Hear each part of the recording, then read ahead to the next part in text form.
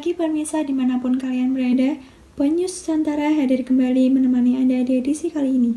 Bersama saya, Devi Malitasari, sejumlah informasi terkini dan teraktual seputar pendidikan di pandemi akan kami sajikan untuk Anda. Berikut berita utama.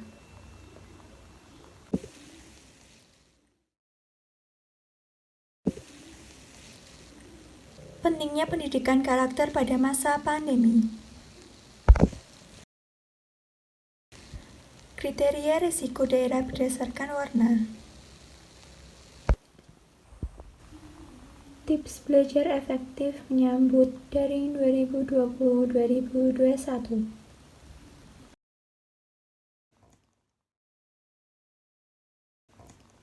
Masa pandemi merombak. Semua tempat umum ditutup, tidak terkecuali sekolah. Pada tahun ini semua siswa menjalankan pembelajaran jarak jauh di rumah. Berikut adalah berita seputar pendidikan karakter di masa pandemi.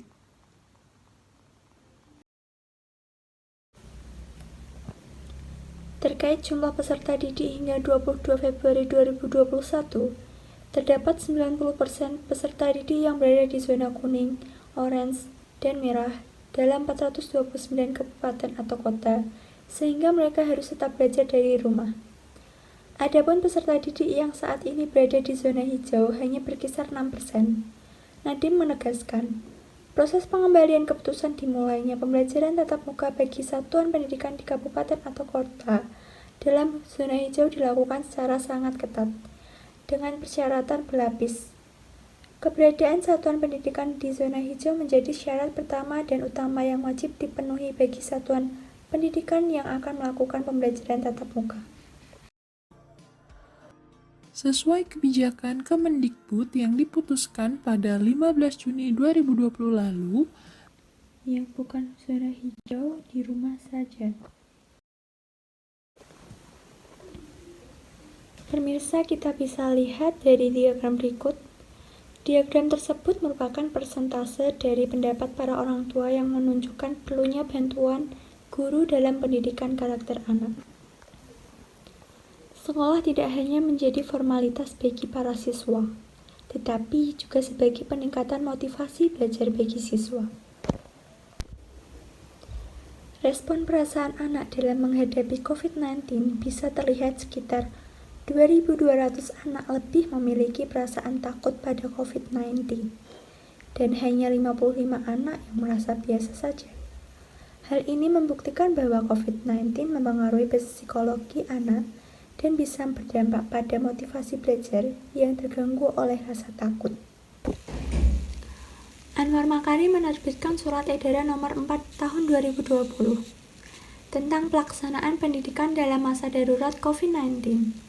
Terkait belajar dari rumah, Mendikbud menekankan bahwa pembelajaran dalam jaringan jarak jauh dilaksanakan untuk memberikan pengalaman belajar yang bermakna bagi siswa, tanpa terbebani tuntutan menuntaskan seluruh capaian kurikulum untuk menaikkan kelas maupun kelulusan. Mendikbud menganjurkan bagi daerah yang sudah melakukan belajar dari rumah agar dipastikan guru juga mengajar dari rumah untuk menjaga keamanan para guru.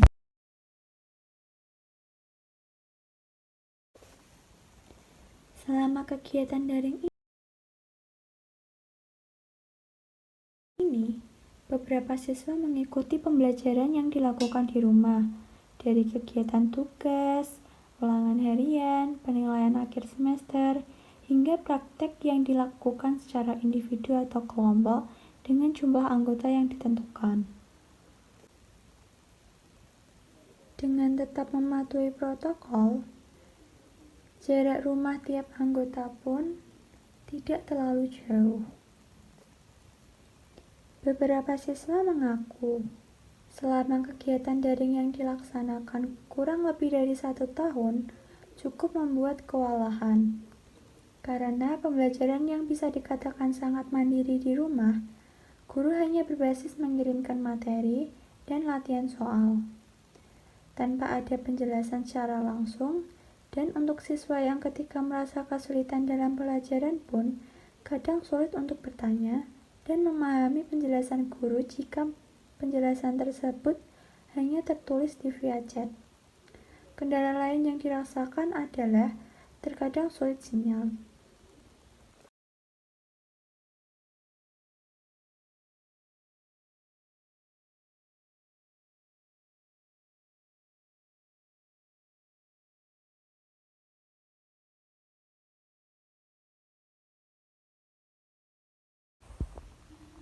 Tips belajar efektif menyambut daring 2020-2021.